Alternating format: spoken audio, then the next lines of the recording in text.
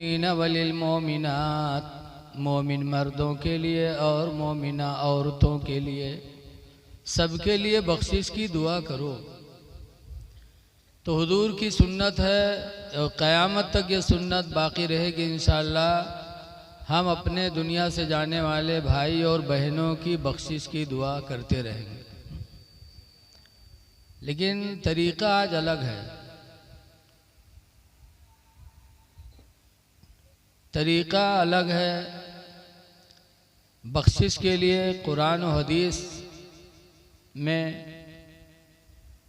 अल्लाह का ज़िक्र होना चाहिए, कुरान की तिलावत होना चाहिए, गिड़गिड़ा के खुदा से दुआ मांगनी चाहिए। लेकिन आज ठेलियाँ निकली हैं, ठेलियाँ तो के सईवा की आँखें में यह सुरमा लगई है, उसके तेल लगई है। अब्बा के सर में तेल कबू नहीं लगे, सही के सर पर तेल लगाओ तो सुरमा बप्पा बुआ के नहीं लगे जिंदगी में, और के सुरमा लगई है। नवा कपड़ा पहने है, हार पहने है, जिंदगी में हार अब्बा अम्मा का नहीं डाली। उसके बाद जब सईवा चली तो हमारा अब्बा जात हो, तुम अब्बा आप घर छोड़े जात हो, बताओ वही का अब्बा बनाए। ये ढकोसला इस्लाम में दुरुस्त नहीं है। ये है ढकोसला इस्लाम में है इसाले सवाब करना। आप किसी गरीब को कपड़ा पहना दो, दे दो, ऐसे आपको सवाब मिलेगा।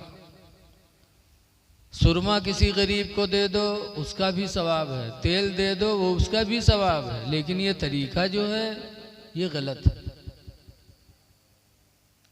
मग़फ़िरत की दुआ करो। और बख्शिश के लिए 3 चीज़ें कुरान में हैं कि 3 चीज़ें जब पाई जाएंगी तब मुसलमान की बख्शिश होगी। बात ना करो यार, बस 3 चीज़ें ज़रूरी हैं। 3 चीज़ों के बगैर बख्शिश नहीं। कुरान में है।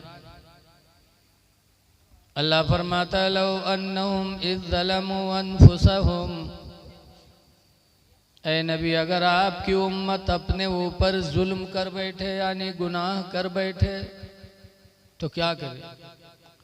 3 शर्त। नंबर 1 पर अल्लाह फरमाता है जाऊका, ऐ नबी वो गुनहगार आपके पास आए। फिर दूसरी शर्त है फस्तगफिरुल्लाह, फिर अल्लाह से अपनी बख्शिश की दुआ करे। तीसरी शर्त है वस्तगफर लहुमुर रसूल, और रसूल उसके बख्शिश की दुआ कर दें। लवजदुल्लाह तव्वाबर रहीमा, तो ऐ लोगों तुम ज़रूर खुदा को रहम करने वाला, तौबा कबूल करने वाला पाओगे। 3 शर्तें हैं। अच्छा बताओ, बगैर शर्त के चीज़ पाई जाएगी? जैसे नमाज के लिए वज़ू शर्त है, और बगैर वज़ू के कोई नमाज पढ़े तो नमाज हुई है? बोलो भाई, नहीं हुई है।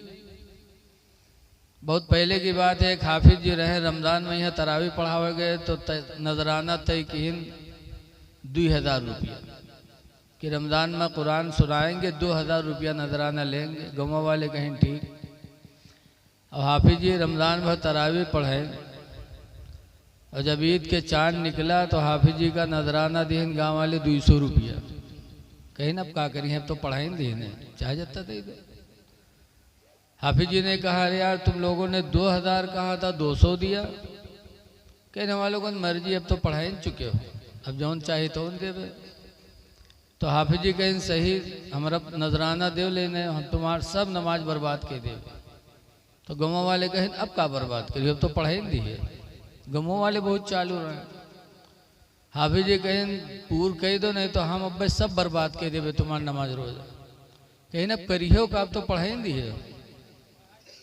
तो हाफिज जी कहें बस आखिरी बात बोले जाए थे, दे दो कि हम बर्बाद करी। कहें तो करियो का। तो हाफिज जी कहें जाओ जत्ते रमजान में तरावी पढ़ावा, नमाज पढ़ावा, सब बगैर वजू के पढ़ावा।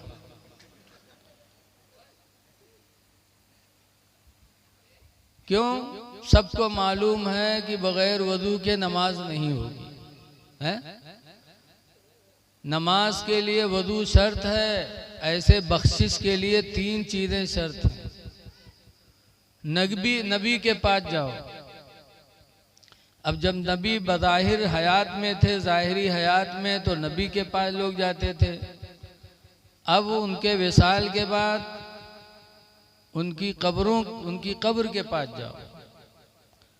लेकिन अब अगर कोई गुनाहगार गरीब है, मुताज है, और वो मदीना नहीं जा सकता, अपने नबी के कब्र पे हाजिरी नहीं दे सकता, तो वो क्या करे? तो हुक्म यह है कि जहाँ वो गरीब हो वहीं अल्लाह के रसूल को वसीला बना करके दुआ मांगे। वसीला बना लो, गोया कि तुम नबी के दरबार में पहुंच गए।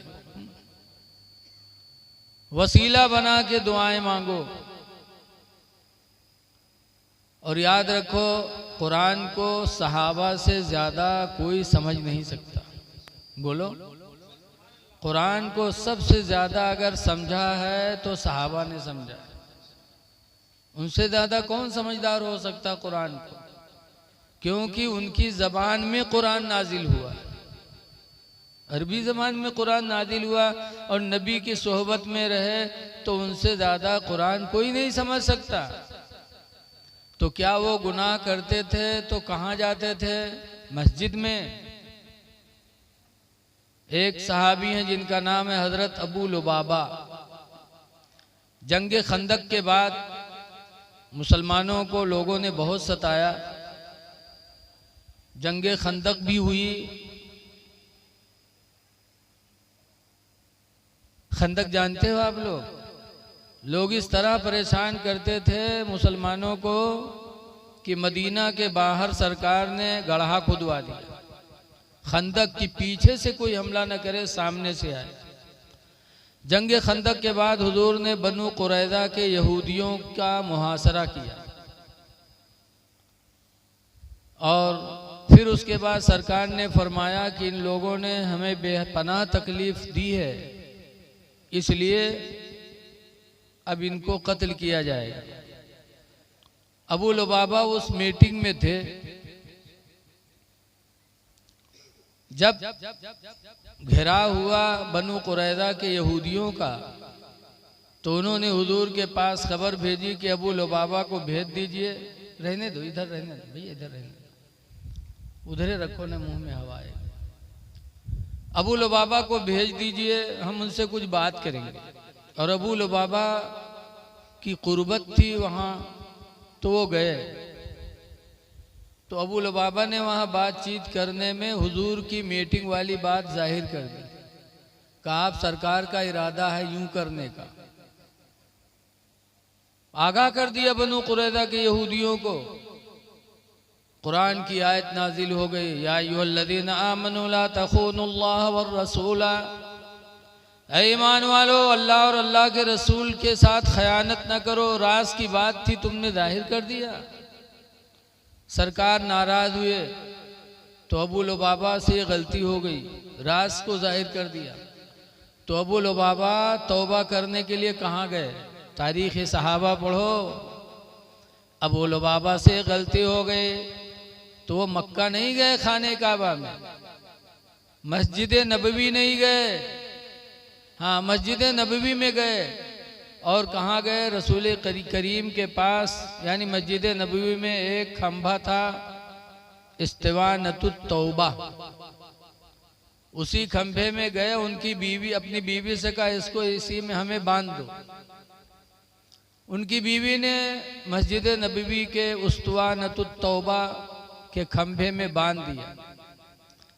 सिर्फ नमाज के लिए उनकी बीवी खोल देती थी, फिर बांध देती थी। पैखाना पेशाब के लिए खोलती थी, फिर बांध देती थी। यहाँ तक कि बंधे बंधे अबू लुबाबा की आंखों की बीनाई आधी हो चुकी, कान की सुनने की ताकत भी खत्म हो गई, बहरे हो गए, लेकिन उसी में बंधे रहते थे। यहाँ तक कि एक दिन हजरत उम्मे सलमा के घर में सरकार लेटे थे। उम्मे सलमा सरकार की बीवी हैं। लेटे थे कि सुबह होने वाली थी कि सरकार मुस्कुराने लगे, हंसे। तो उम्मे सलमा बीवी कहती है, या रसूल अल्लाह, आप मुस्कुरा रहे हैं बगैर किसी बातचीत के। तो हुजूर ने फरमाया, अबू लुबाबा की तौबा अल्लाह ने कबूल फरमा लिया। अभी अभी जिब्रील आके बता के गए। तो उम्मे सलमा कहते, अल्लाह के रसूल, मैं निकल करके खुशखबरी न सुना दूं? आप इजाजत दे दो, मैं पहली खुशखबरी सुना दूं जाके मस्जिद में। कहा जाओ। गई उम्मे सलमा ने कहा, अबू लुबाबा मुबारक हो, अल्लाह ने तुम्हारी तौबा कबूल कर ली। तो लोग खोलने लगे। तो अबू लुबाबा कहते, ना खोलो, मेरी हसरत है कि मेरी बंधन को रसूलुल्लाह खोले, और जब सरकार खोलेंगे तो मेरे दिल को और खुशी होगी। सरकार आए और अबू लुबाबा को खोला। अब गौर करो कि अबू लुबाबा से गलती हुई थी, तो वो अपने घर से मक्का नहीं गए खाने काबा में दुआ मांगने, बल्कि रसूलुल्लाह के पास आए और सरकार के सामने खंभे में बंध गए। पता चला कि मगफिरत कब होगी? जब वो रसूल को वसीला बनाओगे तब। बगैर रसूल के वसीला बनाए, जब हमारे बाप आदम की तौबा नहीं कबूल हुई।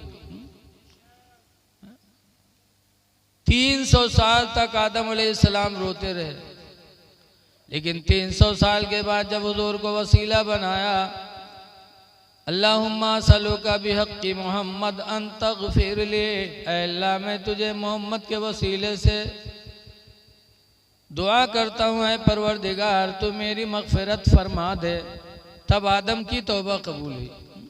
इसीलिए किसी ने कहा है, बे उनके वास्ते खुदा कुछ अता करे, बे उनके वास्ते खुदा कुछ अता करे, हाशा गलत गलत ये हवेस बेबसर की है। तो नबी को वसीला बनाना जरूरी है, मगफिरत की शर्त है, बगैर इसके बख्शिश नहीं हो सकती। दूसरी शर्त है, रसूल तुम्हारे लिए बख्शिश की दुआ कर दे। और तीसरी शर्त है, हाँ, दूसरी शर्त है कि अल्लाह से तौबा करे नबी के पास जाकर, और तीसरी शर्त है कि रसूल उसकी बख्शिश की दुआ कर दे। देखो, जब इंसान मगफिरत तलब करता है तो अल्लाह की कई रहमतें पाता है। सूरह नूह के अंदर अल्लाह फरमाता है, इस्तगफिरू रब्बकुम, ऐ लोगो तुम अपने रब से बख्शिश की दुआ मांगा करो, इन्नहु कान गफ्फारा, बेशक वो बख्शने वाला है। मांगो अपनी बख्शिश की दुआ। और जब मगफिरत तलब करोगे तो कुरान करीम में अल्लाह फरमाता है, युमदिदकुम युरसिलिस समा अलैकुम मिदरारा, तो अल्लाह ताला तुम पर आसमानों से बारिश नाजिल फरमाएगा। वयुमदिदकुम बिअमवालिन व बनीन, और अल्लाह तुम्हारी मदद करेगा माल दे करके और औलाद दे करके। बख्शिश के ज़रिए जब आदमी इस्तिग़फ़ार करता है तो अल्लाह माल भी देता, औलाद भी देता। और आगे है, वयजअल लकुम जन्नात, और अल्लाह ताला तुम्हारे लिए बागों को भी बनाएगा। वयजअल लकुम अनहारा, और अल्लाह ताला तुम्हारे लिए नहरों को भी जारी फरमा देगा। 5 फायदा हैं अल्लाह से इस्तिग़फ़ार करने का। बारिश नाजिल होगी, औलाद अता करेगा, माल भी देगा, बाग भी देगा, नहरें भी देगा। एक बुजुर्ग थे, बदली थी, टीला पे वो बुजुर्ग गए थे, टीला ऊंची जगह पे, और बदली थी। बदली से आवाज आई, ए बादल तू बरस जा, फला की बाग सूख रही, बरस जा। इतनी आवाज़ सुना उन्होंने कि वो बदली से बारिश होने लगी और टीले से बारिश बह बह करके एक बाग में जाने लगी। वो बारिश का पानी बहने लगा तो बुजुर्ग उसके साथ साथ चलने लगे। एक बाग में पानी पहुंचा, बाग वाला बेचारा पानी को उठा उठा के अपने पेड़ों पे डालने लगा। तब वो बुजुर्ग उससे पूछते हैं, अल्लाह के बंदे, अभी अभी मैं फलां टीले पर था, बदली में आवाज आई कि ऐ बादल बरस जा, फलां की बाग सूख रही है। बारिश हुई और वो पानी बह करके सीधे तुम्हारे बाग में पहुंचा। आखिर तुम्हारे अंदर कौन सा अमल है कि तुम्हारे लिए बारिश का इंतजाम अल्लाह ताला ने फरमाया? तो उसने कहा कोई अमल नहीं, बस अमल यही है कि मेरे बाग में जो फल पैदा होता है उसका 3 हिस्सा करता हूँ। एक हिस्सा अपने बच्चों पे खर्च करता हूँ, एक हिस्सा फकीरों गरीबों में दे देता हूँ और एक हिस्सा फिर उसी बाग के ऊपर खर्च करता हूँ। बुजुर्ग फरमाते हैं, अल्लाह ताला तेरे इसी अमल की वजह से तेरे ऊपर रहमत की बारिश नाजिल फरमाया है। पता चला कि अल्लाह ताला इस्तिग़फ़ार की बरकत से तमाम फ़ायदे देता है। इसलिए लोगों, अल्लाह से बख्शिश की दुआ मांगा करो। देखिए, अल्लाह ताला क़यामत के दिन अगर इंसाफ पर आ जाएगा तो कोई बख्शा नहीं जाएगा। उसकी नेमत का हम शुक्रिया ही अदा नहीं कर सकते। इसीलिए हज़रत बदियुद्दीन शाह जिंदा मदार, मदारियों के रहनुमा हज़रत बदियुद्दीन शाह जिंदा मदार, एक मर्तबा मौलवी लोग इनसे मुनाजरा करे पहुंच गए और कहीं हम आपसे मुनाजरा करने आए हैं। कहा क्यों? कहा आपकी 3 चीज़ें मेरे समझ में नहीं आती। कहा क्या? कहा आपका कपड़ा कभी गंदा ही नहीं होता है, आपका कपड़ा हमेशा साफ सुथरा रहता है, लगता है कि आप कोई जादूगर हैं कि हर इंसान के कपड़े गंदे होते, तुम्हारे कपड़े गंदे नहीं होते, तुम ऐसे साफ सुथरा बने रहते हो, लगता है कि आप कोई जादूगर हैं। दूसरी बात यह है कि आप जुमा की नमाज कभी नहीं पढ़ते हो, जुमा पढ़ते ही नहीं हो। और तीसरी बात यह है कि कहते हो कि अल्लाह ताला क़यामत के दिन इंसाफ नहीं करेगा। तो अल्लाह नहीं इंसाफ करेगा तो कौन करेगा? ये 3 चीज़ों पे मैं आपसे मुनाजरा करना चाहता हूँ। तो हज़रत जिंदा शाह मदार ने कहा था कि मौलवियों ज़रा गौर करो कि हम इंसान हैं, रसूलुल्लाह के उम्मती। अल्लाह ने हमको अशरफुल मखलूक़ात बनाया। तुम हमारे बारे में कहते हो कपड़ा साफ सुथरा हमेशा रहता, गंदा नहीं होता। तो एक जानवर है बगुला। बगुला गंदे पानियों में भी जाता है मछली का शिकार करने के लिए, गंदे नालियों पर भी बैठता है, लेकिन उसके पर कभी गंदे हुए, हमेशा उसके पर सफेद रहते हैं, वो गंदा नहीं होता, हमेशा उसके पर चमकते रहते हैं। बगुला साफ सुथरा होता है। बोलो होता है कि नहीं होता? आप लोग भी देखे। कहाँ? तब जिंदा शाह मदार कहते हैं, एक बगुला परिंदा हो करके, देख लो बगुलुए तो नहीं उड़ जाता है? एक बगुला परिंदा हो करके नालियों पर गंदे पानियों में डूब गोता लगा के मछलियों का शिकार करता है, लेकिन उसका पर कभी गंदा नहीं होता, साफ सुथरा नहीं होता। तो जब अल्लाह उसके बदन को साफ रख सकता है तो हम तो उम्मते मोहम्मदिया के एक मुसलमान हैं।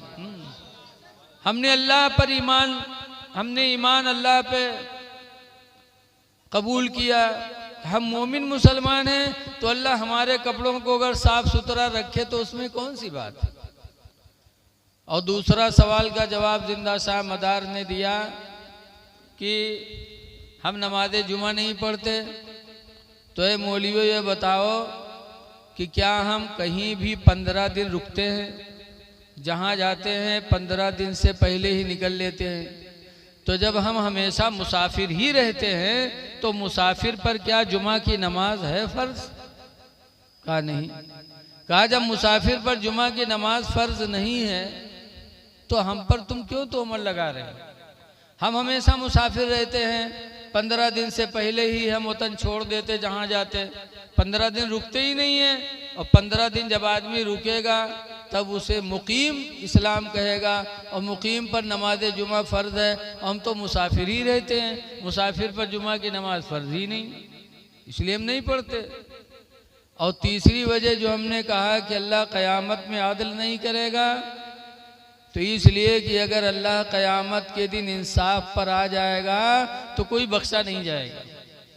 इसलिए कि अल्लाह की इतनी नेमतें हैं कि इंसान जिंदगी भर इबादत करे फिर भी खुदा की एक नेमत का बदला नहीं चुका सकता। इसीलिए लिखा है कि एक इंसान क़यामत के दिन ऐसा आएगा कि दुनिया में उसने 400 साल इबादत की होगी। कितने साल?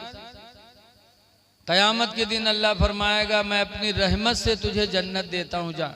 तो कहेगा अल्लाह रहमत का क्या मामला, हमने 400 साल इबादत किया है, फिर रहमत से जन्नत? मैं तो अपनी इबादत की बुनियाद पर हक रखता हूँ कि मुझे जन्नत मिले। तो अल्लाह फरमाएगा, हुजूर फरमाते हैं, अल्लाह फरमाएगा ठीक है, फरिश्तों से फरमाएगा इंसाफ हिसाब का तराजू कायम करो। फिर एक पलड़े में उसकी 400 साल इबादतों को अल्लाह रखेगा और एक पलड़े में उसकी एक आंख निकाल कर अल्लाह एक पलड़े में रखेगा। तो हदीस में हुजूर फरमाते हैं कि 400 साला इबादत का पलड़ा हल्का पड़ जाएगा और अल्लाह की एक नेमत का पलड़ा भारी पड़ जाएगा। तो अल्लाह फरमाएगा जब मेरी एक नेमत यानी एक आंख तुझे मैंने दिया, इस नेमत का बदला तेरी 400 साला इबादत नहीं हो सकती, तो तू मेरी जन्नत को कैसे पा सकता? अल्लाह ने फरमाया ले जाओ इसे जहन्नम में दाखिल करो। तब वो कहेगा ऐ परवरदिगार, मेरी इबादत इस लायक नहीं कि मैं तेरी जन्नत का हकदार बनूं। ऐ परवरदिगार, तेरी रहमत का सहारा है, मौला अपनी रहमत से मुझे बख्श दे। तब अल्लाह ताला उसकी मग़फ़िरत फरमाएगा। तो हजरत बदियुद्दीन शाह जिंदा मदार ने इस तरीके से समझाया। तब उन लोगों मौलवियों के समझ में आया, पता चला कि हम अल्लाह के वलियों का मुकाबला नहीं कर सकते, इसलिए कि अल्लाह ताला ने उन्हें इल्म अता फरमाया है, इल्मे लदुन्नी। तो ऐ लोगों, अपने रब से अपने गुनाहों की बख्शिश का मुतालबा करो। आज जो दुनिया से गई हैं, हमारे आपके लिए फ़र्ज बनता है कि हम और आप भी उनके मग़फ़िरत की दुआ करें।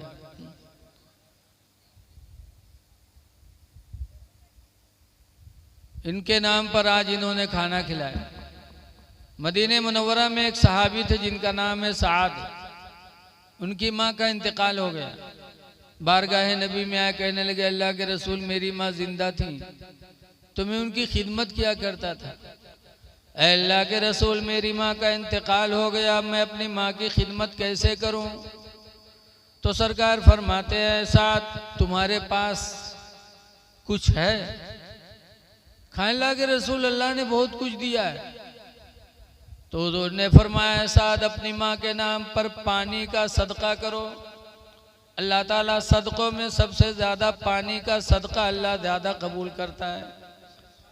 तो हज़रत साद रज़ी अल्लाह ताला अन्हु ने मदीने मुनव्वरा में एक कुआं खुदवाया और कुआं खुदवाने के बाद जा कर के उन्होंने दुआ मांगी, अल्लाहुम्मा तक़ब्बल हाज़ल बीरा li उम्मे सादिन, ऐ अल्लाह इस कुआं को तो साद की माँ के लिए कबूल फरमा ले। और उसके बाद उसका पानी उन्होंने मुफ्त कर दिया। लोग पीते थे और उनकी माँ के लिए बख्शिश का सामान मुहैया हुआ करता था। इसलिए अल्लाह दे तो अपने माँ बाप के नाम पर हम और आप सदका खैरात करते रहें। खुश नसीब है उनकी औलाद जिन्होंने आज अपनी माँ की मग़फ़िरत के लिए यह महफिल सजाई। ऐ लोगों, ये सफ़र का महीना है और इसी महीने में हम सब के इमाम अहले सुन्नत आला हजरत फाजिल बरेलवी रदी अल्लाह ताला अन्हु का उर्स भी है 24-25 सफर। आला हजरत इमाम अहले सुन्नत ने पूरी जिंदगी दीन की तबलीग में आला हजरत ने गुजारी है। आज हम लोग मिलाद पढ़ने आते हैं तो नजराना लेते। अब आला हजरत फाजिल बरेलवी बहुत जिम्मेदार आदमी थे, अल्लाह ने बहुत दिया था। तो मेरठ के एक मौलाना अब्दुल अलीम मेरठी रहमतुल्लाह अलैह को हुजूर आला हजरत के खलीफा थे। तो आला हजरत ने मदीने की बरेली की बहुत कीमती ज़मीन बेचा और बेचकर मौलाना अब्दुल अलीम मेरठी को दिया और कहा जाओ अफ्रीका वगैरह में सुन्नियत का काम करो।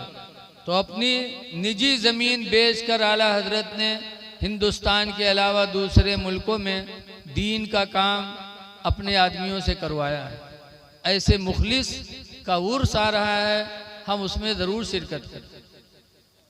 बरेली में एक बुजुर्ग थे जिनका नाम था धोखा शाह। क्या नाम था उनका? धोखा।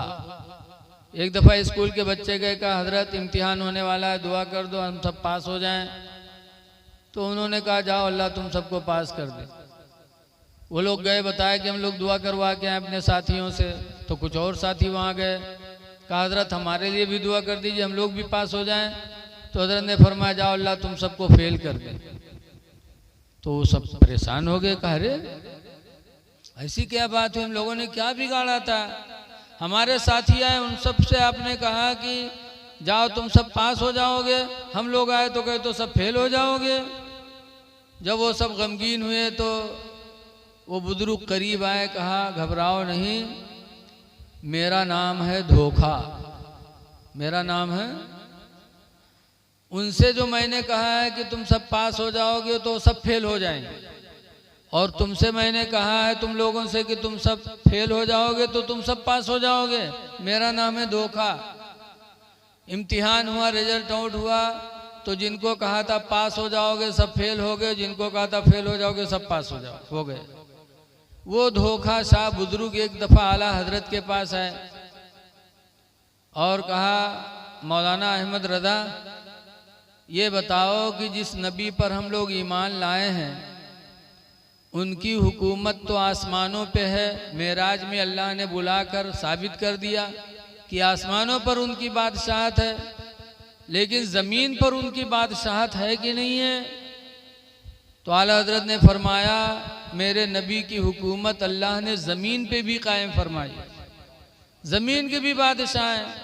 तो धोखा शाह ने कहा कैसे मालूम किया जाए, हम कैसे मान लें? तो आला हजरत पठान आदमी जलाल आया, कहा धोखा सुन ले, मेरे नबी ज़मीनों की भी बादशाह हैं। जैसे इतना जलाल में आके कहा वैसे धोखा सा सरपट भगे वहां से, पठानी जलाल देके भाग लिए। जब भागे तो आला हजरत के छोटे लड़के, आला हजरत के एक ही लड़के थे मुफ्ती आदम, बहुत छोटे थे, छत पे खेल रहे थे, धमाक से जमीन पे गिर गए। जब जमीन पे गिरे तो आला हजरत की बीवी नाराज होने लगी, कहा आपका मामला अच्छा नहीं है, आप तो पठानी जलाल में आ जाते हैं।